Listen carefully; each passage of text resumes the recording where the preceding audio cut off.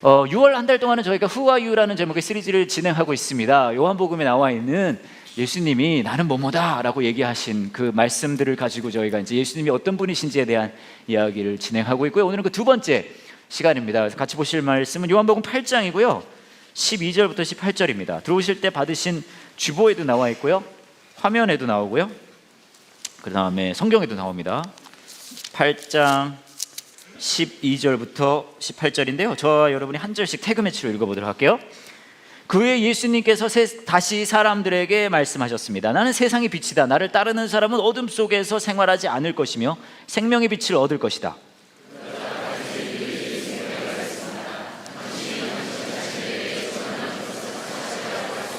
이에 대해 예수님께서 대답하셨습니다. 그렇다. 나는 나 자신에 대해서 증언한다. 하지만 나의 증언은 참되다. 이는 내가 어디서 왔으며 어디로 갈지 알고 있기 때문이다. 그러나 너희는 내가 어디서 왔으며 어디로 가는지를 알지 못한다.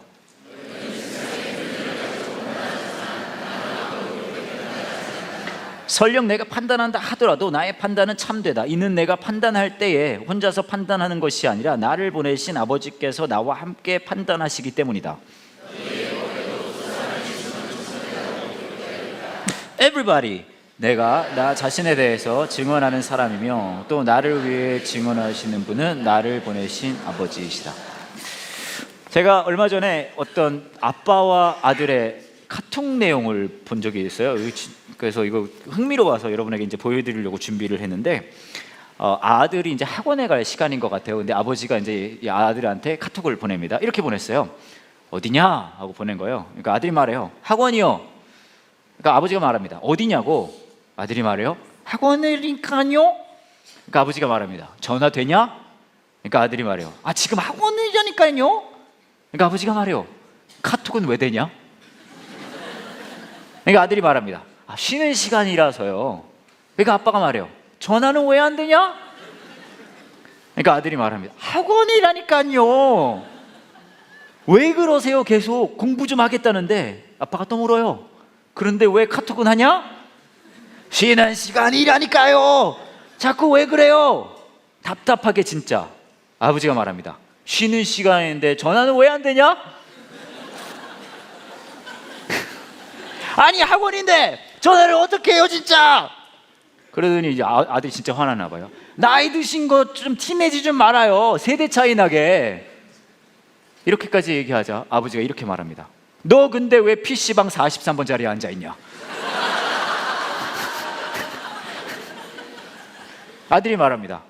무슨 소리예요? 수업 중이구만. 아까 쉬는 시간이라고 그랬죠? 그래서 아버지가 말합니다. 내가 네 뒤 53번이다.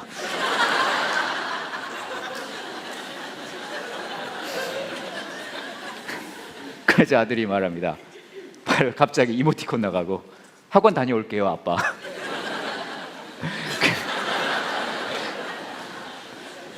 그리고 아들이 말해요.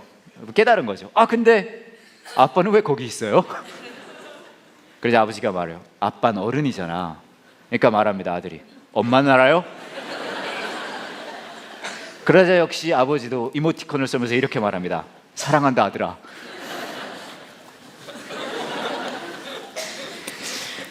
이제 웃기잖아요. 이 아버지와 아들이 이런 대화를 하는 건데, 이게 이제 재밌는 상황이긴 한데, 이 재밌는 상황인 데는 이유가 있어요. 뭐냐면 이 상황 안에 뭐라 그럴까요? 옳고 그름의 약간 판단의 기준이 부닥치는 거예요. 그러니까 아들이 학원에 가는 게 옳은 일인데 이제 학원에 가고 있어요. 뭐 갔어요. 학원이라고 하는데 너 왜 43번 자리에 앉아 있냐? 그랬더니 걸렸다 이런 느낌이잖아요. 근데 이제 아들은 또 말하는 거죠. 아버지가 여기 있는 것도 그렇게 옳은 일 같지는 않은데요.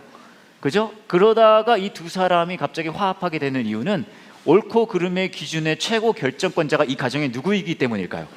그렇죠.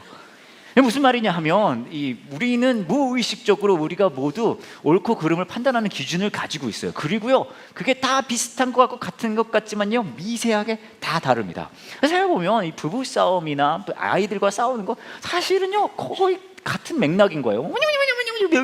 막 이래도 당신들 왜 그래도 맨날 그래요? 막 그래도 결국 핵심은 뭐냐면 파고 들어간 그 밑에는 당신이 가지고 있는 옳고 그름의 기준은 내가 가진 옳고 그름의 기준보다 틀려요. 나의 옳고 그름의 기준이 더 위에 있습니다라는 것을 이제 표현하는 그런 과정인 거죠. 근데 오늘 저와 여러분이 이야기할 예수님께서 말하는 나는 누구이다, 그 내용 중에 오늘은 나는 세상의 빛이다라는 말씀을 하고 계세요. 근데 뭐 지난주에도 좀 말씀드렸지만 듣기에는 굉장히 근사하지 않습니까? 나는 세상의 빛이다. 뭔가 뭐랄까 듣고 있으면 뭔가 샤방샤방한 느낌이 나고 삐까뻔쩍한 느낌도 나고 블링블링하기도 하고 뭐 그러잖아요. 뿌잉뿌잉하기도 하고. 근데 이게 도대체 무슨 의미일까요? 주로 이런 맥락으로 우리가 얘기를 하면 교회에서 예수님은 세상의 빛입니다 하면 뭔가 우린 그런 맥락 받아요. 뭔가 막 환하니까 뭐라 그럴까요? 좀 이렇게 영광 막 드려야 되고 막 그리고 교회 오면 막 뭔가 우리가 막 찌릿찌릿하고 막 그런 맥락의 느낌으로 없지 않아 있는데, 그게 과연 예수님께서 우리에게 그분 본인 스스로를 세상 빛이다라고 이야기하실 때 원하시는 걸까? 오늘 이야기를 보면 그 시작점이 조금 흥미로워요. 어떤 시작점이냐면 저와 여러분이 읽은 이야기는 8장 12절부터잖아요. 근데 8장을 시작할 때 저와 여러분이 잘 알고 있는 사건이 하나 시작되면서 이야기가 전개됩니다. 어떤 사건이냐 하면 어떤 간음을 한 여성분이 있는데 이 사람을 이제 바리새파 사람들, 사두개파 사람들이 끌고 온 거예요. 막 그리고 이제 돌로 쳐 죽이려고 하는데 그러지 않고 예수님한테 데리고 와서 성경이 뭐라고 얘기하냐면 예수님을 이제 시험하고 싶은 거죠. 그러면서 얘기하는 거예요. 모세의 율법에 따르면 이런 상황에서는 돌로 쳐 죽이라고 했는데 어떻게 해야 될까요? 라고 얘기를 하는 거예요. 그래서 이제 이 사람들은 알고 있었어요. 예수님이 죄인들의 친구시니까 여기서 그냥 다 쳐 죽여라 이렇게 못하실 걸 알고 있었어요. 하지만 그와 동시에 이 사람들 동시에 알고 있었던 건 율법에 나와 있는 대로 그럼 하지 않는 거 아닌가, 이렇게 약간 함정을 세팅을 해 놓은 거예요.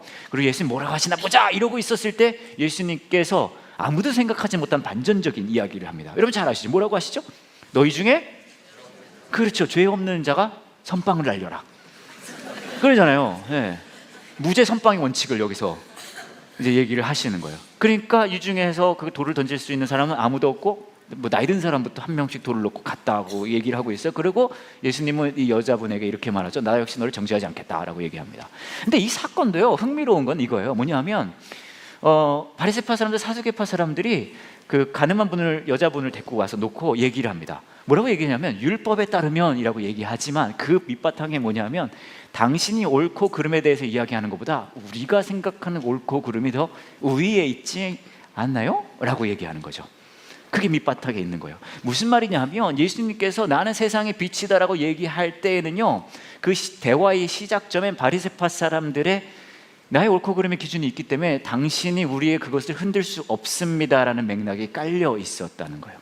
그래서 이 나는 세상의 빛이다라는 얘기를 예수님이 하시고 나서 약간 문답이 이어집니다. 논쟁이라고 할 수도 있고요, 투닥투닥이라고 할 수 있고요, 그런 게 이어지는 거예요. 예수님이 나는 세상의 빛이다 12절에 보시면 나를 따르는 사람은 어둠 속에 생활하지 않을 걸 생명의 빛을 얻을 것이다 라고 멋있게 얘기를 했어요. 그러자 바리새파 사람들이 말하는 거예요. 당신 자신에 대해 증언하는 것은 사실이라고 할 수 없어. 당신이 진짜라고 얘기할 수 없다는 얘기예요. 받아들일 수 없다는 얘기죠. 이제 예수님이 말하는 거예요.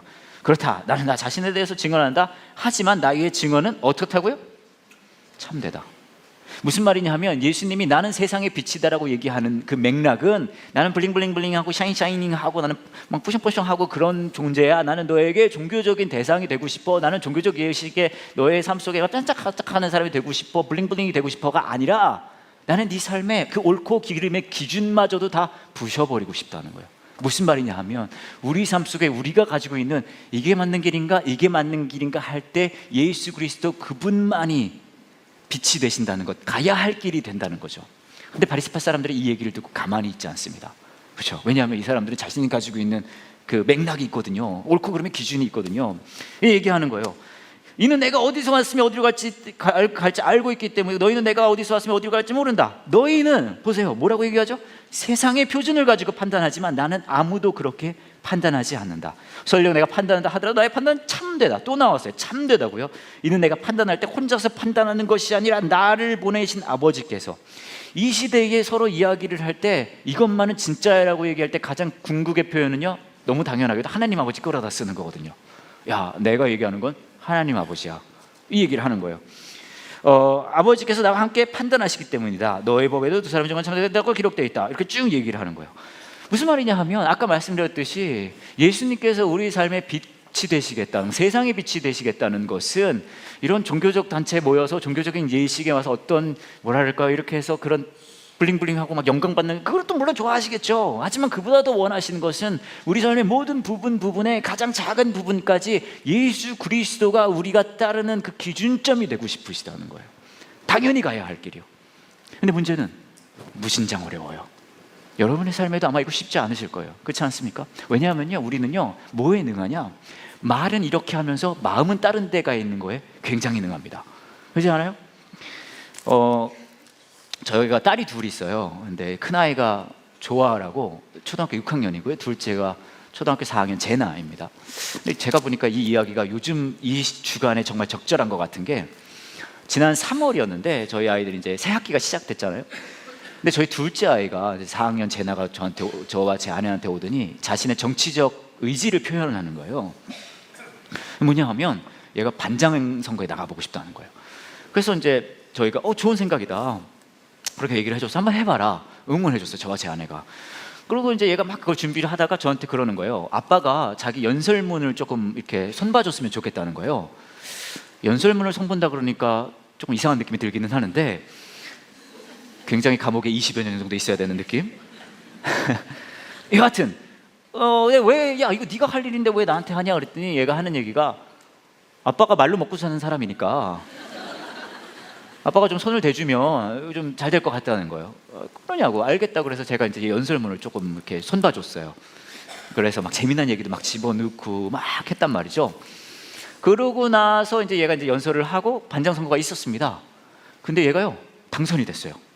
지금 깜짝 놀랐어요, 저와 제 아내. 왜냐하면 얘가 그렇게 막 그런 스타일의 아이는 아니거든요. 얘는 굉장히 본능적인 아이지 정치적인 아이는 아닌데, 그래서 그냥 당선된 게 아니라 압도적 당선됐어요. 20여 표 차로 2등과. 학생이 30여 명이에요. 그러니까 놀라운 거죠. 그래서 반장이 된 거예요. 김반장이에요. 얘는 이제 우리 집에서 별명이. 근데 얘가 요즘 되게 후회하고 있어요. 막 하는 일이 너무 많다고. 이 정치적 압박감이 심하대요. 여튼 이제 이 둘째의 반장 선거가 그러고 끝나고 나서 또 어떤 일이 있었냐면, 저희 큰 아이가 이제 6학년 저희 딸 조아가 자기 정치적인 의지를 이제 표현을 하는 거예요. 뭐냐 하면 얘는 반장이 아니라 전교 학생회장에 나가고 싶다는 거예요.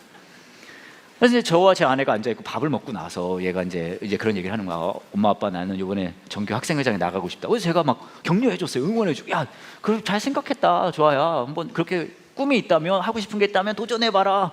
엄마 아빠가 막 응원해 줄게 막 그랬거든요. 근데 요 상황은 제나 상황이랑 조금 달랐던 게, 옆에서 듣고 있던 제 아내가 그런 거 있잖아요, 이악 물고 웃기, 그런 걸 하고 있는 거예요. 그래 좋아요, 잘 생각했다, 그래, 막 이러고 있는 거예요. 그러면서 저한테 계속 팔꿈치를 날립니다. 막 의도 맞고 있고요. 근데 제 아내가 저한테 팔꿈치를 날릴 때는 늘 같은 메시지예요. 뭐냐면요, 그만 떠들어요. 그만 얘기해. 왜냐하면 제가 떠들지 말아야 할 때 떠드는 경우가 굉장히 많기 때문에 제 아내가 거룩하게 제지를 해주거든요. 근데 제가 이 상황은 좀 이해할 수가 없는 거예요. 왜냐하면 우리 딸이 하고 싶은 게 있다는데 당연히 부모로서 응원해주고 격려해줘야 될 거 아니에요. 그래서 왜 내가 우리 와이프한테 팔꿈치를 맞고 있는 거지? 막 이해할 수가 없었어요. 하지만 막 격려해주고, 제 아내도 저한테 막 팔꿈치를 찌르고 있긴 하지만 웃으면서 좋아요, 그래, 화이팅, 잘해봐, 그렇게 했어요. 방에 갔어요. 제 아내와 제가 이제 물어본 거, 제가 아내한테 물어보고, 아니 왜 그러냐? 아이가 이거 해보겠다는데 왜 자꾸 나한테 팔꿈치를 날리냐? 그때 제 아내가 하는 얘기가, 전교 학생회장은 당선이 되면 이 아이의 엄마가 할 일이 너무 많다는 거예요. 뭐 엄마들 모임이 너무 많고 무슨 뭐 행사하면 거의 다 참석해야 되고 막 그렇다는 거예요. 제가 그래서, 아니 그렇다고 어떻게 애 하고 싶다는 걸 못하게 하냐, 부모가 응원해줘야지, 격려해줘야지. 그랬더니 저희 아내가 신경질 확 내면서, 아니 그렇게 응원해주고 격려해주고 싶으면 얘 당선되면 그 엄마 모임 다 저보고 가라는 거예요. 그래서 제가요 간다 그랬어요. 가겠다고 내가. 그래서 제가 좀 생각해봤는데, 이거 가면 설교 예화거리 엄청 나올 것 같아요. 가뜩이나 요즘 얘기가 떨어졌는데 이거 가면 얼마나 별의별 얘기들이 많이 있겠어요. 내가 가겠다, 하지만 아이를 위해서 해줘야 되는 거 아니냐, 응원해줘야 되는 거 아니냐. 그랬더니 제 아내가 그럼 맘대로 하라고 막 그랬어요. 그러고 나서 이제 이거 준비를 하는데, 와, 학생회장 선거는 다르더라고요. 저희 집이 그래서 선거 대책본부 선대위가 조직이 됐어요. 제가 위원장, 선대위원장, 저희 아내가 재정위원, 그리고 유일한 자원봉사자 둘째 딸 제나. 그래서 이제 우리가 이제 이 선거를 준비하는데 할 게 진짜 많아요. 뭐 공약도 세워야 되거든요. 근데 저는 초등학교 6학년이 전교 학생회장이 돼서 어떤 공약을 해야 될지 모르겠는 거예요. 그래서 제가 막 좀 만들어 줬어요. 해외 연수, 막 그런 거 있잖아요. 막 연예인들 방문하고 청와대 방문하고 막 그런 거 있잖아요. 문 대통령 오시고 막 그런 거 해보자고 막 제가 적어냈더니 담임 선생님께서 이건 안 되겠다, 다시 적어오라고 막 그러고 막 난리 났어요. 막 공약 만들고 연설문 만들고, 그리고 막 선거 운동도 하는 거예요. 저희 둘째 딸은 막 자기 친구들한테 언니 찍어달라고 막 그러고. 근데 가장 힘들었던 건 뭐냐면 포스터를 만들어야 됐거든요. 포스터를 한 4장 만들어야 됐는데 너무 이게 힘든 거예요. 그래서 막 짜내고 만들었는데, 제 이제 아이 사진을 붙여야 되잖아요. 누군지는 알아야 되니까. 근데 제 딸 조아가 저한테 그러는 거예요. 자기 그냥 사진을 붙이지 말고 아빠 포토샵 좀 할 줄 알지 않냐 그러는 거예요. 아시는지 모르겠지만 이 주보 디자인 같은 거 이제 제가 하거든요. 그래서 제가 뭐 할 줄은 알지 그랬더니 좀 더 이렇게 어필할 수 있는 사진을 붙여달라 그래서 제가 좀 연구를 했거든요. 그래서 이제 몇 가지 포토샵한 사진을 만들었는데 이런 느낌인 거예요. 첫 번째 보여주세요.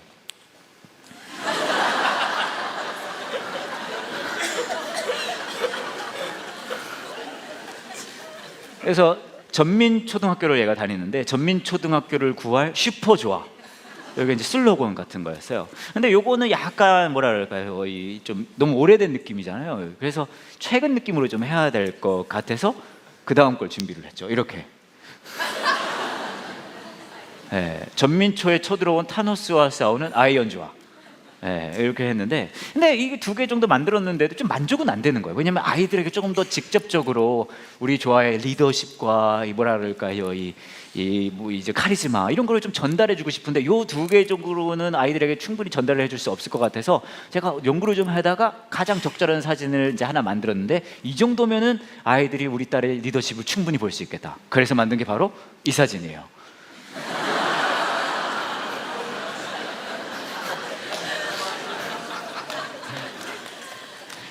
사실 요거의 슬로건은 전민초의 안경 선배.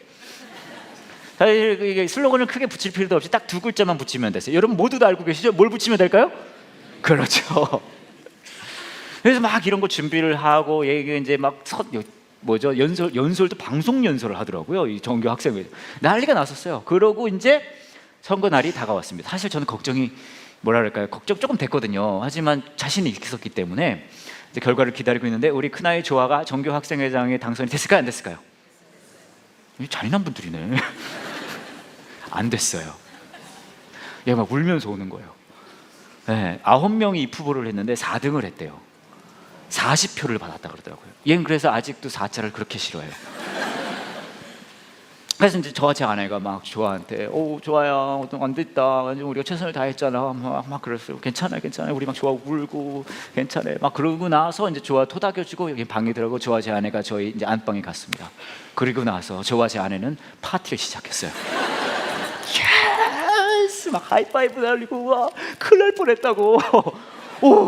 아무리 상상을 해도 이거 엄마들 행사를 내가 대신 가는 게 얼마나 이게 힘들어요. 얼마나 부담돼요, 그렇지 않아요? 제가 사실요 이거 가지고 새벽 기도를 했어요. 내가 교회를 위해서도 새벽에 기도하는 사람이 아닌데 하나님 제발, 역시 하나님 살아계시는구나, 할렐루야. 너무너무 감사했거든요. 근데 제가 말씀드리고 싶은 건 뭐냐 하면 이거예요. 우리는 말은 번지르르하게 합니다.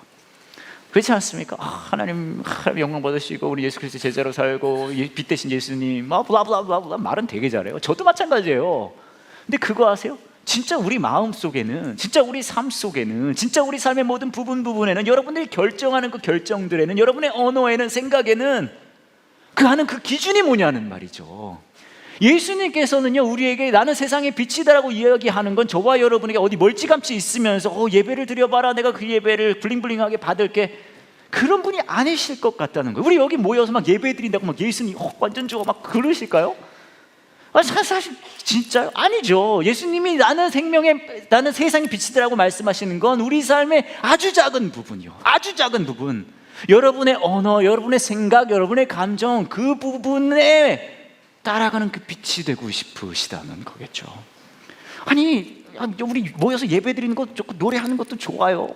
뭐 매주 교회에 나오는 것도 좋아요. 근데 가끔 빠지셔도 괜찮아요. 예? 날씨도 좋은데 좀 놀러 가시고 하셔야 될 거 아니겠습니까? 예? 그리고 너무 매주 자꾸 나오면 저희가 쓴 이야기를 또 쓰지 못해요. 예? 그리고 여러분 저희 업계 얘기를 좀 해드리면 매주 오시면 저희 목사들은 신경을 잘 안 써요. 괜찮은 줄 알고 몇 주 빠지시면 그때부터 엑스트라 케어 들어갑니다. 무슨 말이냐 하면 매주 예배 참석하는 것도 중요하고 헌금하는 것도 중요하고 다 말씀 기도 다 중요해요. 근데 되게 웃기는 사실은 뭔지 아십니까? 우리는 그 수만 가지 것들을 다 열심히 하면서 내 삶의 진짜 가장 중요한 순간순간의 그 결정에는 예수님이 우리가 따라갈 그 빛이 되고 계시냐는 거죠. 수만 가지 것들 다 하면서 실제로 우리가 따라가고 있는 것은 다른 빛이 되는 경우가 너무 많지 않아요? 바리새인들은요, 예수님께서 세상의 빛이라고 하실 때 그걸 받아들이지 못했어요. 왜냐하면 그들은 알고 있었거든요. 예수님이 세상이 빛이 되어버리는 그 순간 자신들이 추구하고 따랐던 그 가치들은 부정당한다는 것을. 여러분 잘 들으세요. 여러분의 삶 속에 예수님의 빛이 된다는 것은 그저 블링블링한 존재가 되는 게 아니라 여러분이 쫓아가고 있는 그 다른 대상들, 다른 가치들이 부정당한다는 거예요. 하지만 그럼에도 불구하고 예수님은 우리에게 그분이 그런 가치가 있는 분이라고 말씀하세요. 제가 굉장히 잘하는 분을 한번 소개해 드리려고 그러는데요, 박봉진이라는 분이십니다. 박봉진이라는 분이신데 이렇게 생기셨어요. 참고로 이분이 박봉진 씨고 이분은 저예요. 이게 안면 인식이 어려운 분들 계실 수 있으시니까. 근데 이분이 진짜 멋진 분이시거든요. 왜냐하면 이분이 한 20대 초반쯤 때 일인데 텔레비전을 보고 있었대요. 이렇게 텔레비전을 보시다가 다큐멘터리를 봤는데 다큐멘터리 내용이 희귀 난치병을 앓고 있는 한 어린 아이에 대한 내용이었어요. 이제 뭐 그런 다큐멘터리 볼 수 있잖아요. 또 이분이 그걸 보고 굉장히 이제 뭐 슬프셨대요. 막 그리고 안타까워하고. 우리도 그럴 수 있잖아요. 근데 이분은 그냥 그 다큐멘터리를 보고 안타까워하고 슬퍼하는 거에 멈추지 않고 이분이 다 보고 나서 생각을 하셨대요. 어떤 생각이냐면 어떻게 하면 이 친구를 도울 수 있을까? 희귀 난치병을 가지고 있는 이 어린이를 어떻게 도울 수 있을까 생각한 거예요. 그래서 이분이 막 인터넷에 글을 올린 거예요. 막 우리 지금 텔레비전 이거 본 분 계시지 않습니까? 우리 이 친구를 돕는 거 좀 하면 안 될까요? 막 그러는 거예요. 그래서 몇 분이 모였대요. 그래서 그분들이 가지고 있는 작은 금액을 모아서 이 희귀 난치병을 가진 어린이를 도왔다고 얘기를 하더라고요. 근데 한 친구를 돕고 났더니 나중에 또 다른 친구가 연결이 되고 또 다른 친구가 연결이 막 됐대요. 그러고 나서 어떤 일이 벌어졌냐면 결국은 이래 돼서 몇 년 있다가 한 단체가 만들어졌어요. 단체 이름은 여울돌이라고 합니다. 다시 말씀드릴게요. 여울돌 진짜 괜찮은 단체거든요. 그리고 나서 이제 이게 사단법인이 됐고요. 지금은 1년에 이렇게 막 도와주는 그 예산이 희귀 난치병 어린이들에게 전달되는 예산이 거의 한 5, 6억 정도 된대요. 대단하죠. 근데 이분이 하시는 일이 진짜 멋진 것 중에 하나가 이분이 이제 거기 그 여울돌이라는 사단법인 이사장님이거든요. 이사장님인데 이 단체는요 후원하는 금액이 전액 희귀 난치병 어린이들에게 전달이 돼요. 무슨 말이냐 하면 이 단체는요 유급 직원이 한 명도 없어요. 심지어는 이 이사장님도요 당연히 페이를 받지 않으십니다. 그래서 이분이 직책은 이사장인데 회사 사무실에 가보면 뭐 하고 있냐면요 막 봉투 기부금 영수증 같은 거 우표 붙이고 있어요. 앉아가지고. 왜냐면 일은 너무 많은데 이 직원은 없으니까. 뭐 제가 그렇다고 유급 직원이 있는 단체가 나쁘다는 말씀을 드리려는 것은 아닌데 이 단체는 그렇다는 거예요. 근데 정말 대단한 일 하시잖아요. 자기 직업도 있으시고 일하시면서 틈내서 이 일 열심히 하고 계시는 거예요. 그래서 여러분 혹시 관심 있으시면은 한번 검색해 보셔도 좋다고 생각하는데, 근데 저는 이것만으로도 이분이 진짜 멋지다고 생각했는데 더 대단한 건 그 다음입니다. 이분이 희귀 난치병 어린이 돕는 일을 열심히 했는데 한 7, 8년 전 일인 것 같아요. 이분이 야맹증이 좀 있으셨대요. 그래서 이제 그랬는데 어느 날부터 이제 점점 더 나빠졌다고 해요. 더 안 보인다는 거죠. 그래서 이제 병원에 가서 이제 검사를 맡아보니까 결과가 어떻게 나왔냐? 이분이 희귀 난치병 어린이 돕는 일을 그렇게 오래 열심히 하셨는데 이분 스스로가 희귀 난치병에 걸리신 거예요. 그 이동우 씨가 걸렸던 병인데요. 점점 시력이 없어지는 병입니다. 근데 이 병의 특징은 사람에 따라 케이스 바이 케이스로 다르대요. 어떤 분들은 두세 주 만에 시력을 완전히 잃어버리는 분들도 계시고 어떤 분들은 몇 년 동안 걸리는 분도 계시다는 거예요. 그러니까 언제 자신의 완전히 못 보게 될지 당사자는 모르는 거예요. 근데 이 병에 이 이사장님이, 박봉진 이사장님이 걸리신 거예요. 생각해보세요. 이게 말이 됩니까? 제가 너무 힘드시겠어요. 어떤 게 가장 힘드셨어요? 라고 여쭤봤더니 이분이 하시는 말씀이, 이분이 쌍둥이 아이들이 있어요. 지금 한 7, 8살 되는데 얘네가 아빠가 눈이 점점 안 보이고 있다는 것을 인지하고 있는 거예요. 그래서 밤이 되면 아빠 물건을 갖다 준대요. 이거 얼마나 슬퍼요. 그렇잖아요. 그리고 제가 막 언제 가장 그러면 뭐가 제일 힘드세요? 그랬더니 이분이 하시는 말씀이, 제가 아까 말씀드렸듯이 이 병은 언제 시력을 완전히 잃어버릴지 모른다고 말씀드렸잖아요.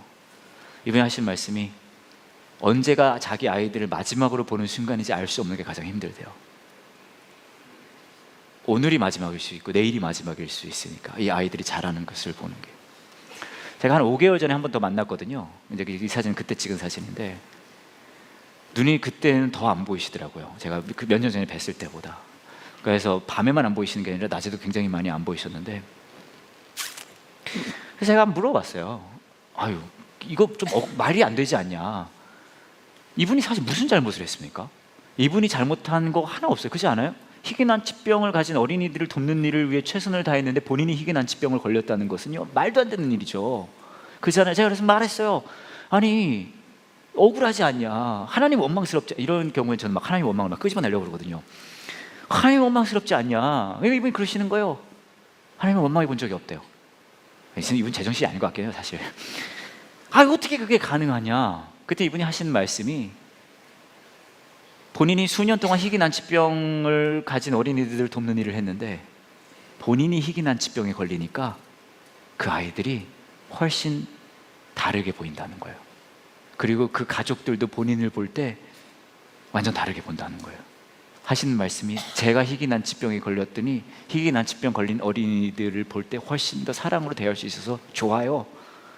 이따위 소리를 하고 있는 거예요, 이분이. 그래서 제가 너무 이상해서, 아니 생각해 보시라고, 상상해 본 적 없냐? 결국은 시력을 완전히 잃어버리게 될 텐데 그러면 진짜 완전한 어둠에 들어가지 않겠냐? 진짜 아무것도 보이지 않고 그냥 깜깜한 세상을 이제 살 텐데 그거 상상해 보신 적 없어요? 라고 제가 물어봤어요. 이분이 하시는 말씀이, 상상해 보신 적 있대요. 아주 깜깜한 세상에 아무것도 보이지 않고 어둠뿐인 그것을 상상해 보신 적이 있다는 거예요. 그래서 제가 얘기했죠. 그러면 그게 괜찮겠어요? 진짜? 그게 진짜 괜찮겠어요? 이분이 하시는 말씀이, 그래도 괜찮대요. 왜요? 왜요? 이분이 말씀하시더라고요. 왜냐하면 그 어둠 속에서도 예수 그리스도가 내 삶에 빛이 되어 주실 테니까요. 저는 저와 여러분이 신앙을 갖는다고 해서 우리 삶 속에 모든 것이 우리가 납득하는 방향으로 이루어질 거라고 생각하지 않아요. 어쩌면 여러분 중에서도 꽤 많은 분들은 도대체 이해할 수 없는 상황 중에 분명히 계실 겁니다. 그럼 생각해요. 아니, 이런 상황을 허락하시면서 어떻게 제가 예수님을 따르러 가실 수 있습니까? 아니, 이렇게 아무것도 보이지 않는 상황에서 어떻게 예수님을 따르라고 할 수 있습니까? 하지만 예수님께서는 우리에게 말씀하세요. 심지어는 그런 상황조차도 예수님이 우리가 가야 할 그 빛이 되고 싶으시다고요. 왜요? 왜냐하면 예수님이 먼저 우리를 위해서 말도 안 되는 그 죽음의 칠흑 같은 어둠에 들어가는 것을 마다하지 않으셨거든요. 예수님께서 저와 여러분에게 보여주신 가장 절정의 장면은 그분이 블링블링 빛나고 따랑따랑따랑 뻔땅뻔 이런 장면이 아니라 죽음의 자리, 고통의 자리, 어둠의 자리였어요. 그리고 말씀하세요. 야, 알아. 때로는 네가 납득할 수 없는 것. 하지만 너의 그 삶 속에 네가 따라가고 싶은 그 빛이 다른 어떤 것이 아니라 내가 됐으면 좋겠다. 다른 것이 네 삶에 빛나는 게 아니라 내가 네 삶 속에서 좀 빛이 났으면 좋겠다. 여러분의 생의 마지막 날에 여러분의 삶을 되돌아보시면서 여러분은 어떤 것을 아쉬워하실 것 같으세요? 공부를 더 할 걸, 돈을 더 벌 걸, 그럴까요? 전 그렇게 생각하지 않아요. 마지막인데 그게 무슨 소용이 있겠어요? 하지만 이건 있을 것 같아요. 왜 내 삶 속에 예수 그리스도가 더 빛나게 해드리지 못했을까?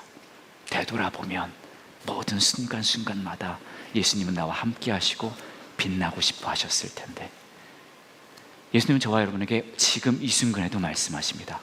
넌 지금 뭘 따라가고 있니? 네 삶의 옳고 그름의 기준이 뭐니? 네가 따라가야 할 그 빛이 내가 됐으면 좋겠다고요. 그 부르심에 반응할 수 있는 저와 여러분 되기를 원합니다. 같이 기도할게요.